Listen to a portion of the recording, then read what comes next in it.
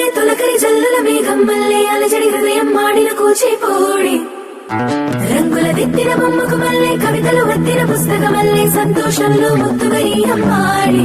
ఆరారు ఋతువుల అందం ఒకటిగా కలిపి వింతలు ఏడు పక్కకు జరిపే కొత్తగా పుంతలు తొక్కెను ఈ అరవిందం అమ్మమ్మో తాండవమాడే కృష్ణుడి నుండి వేణువ గానం తీయగ పండి రాధకు ప్రాణం పొంగే ఆనందం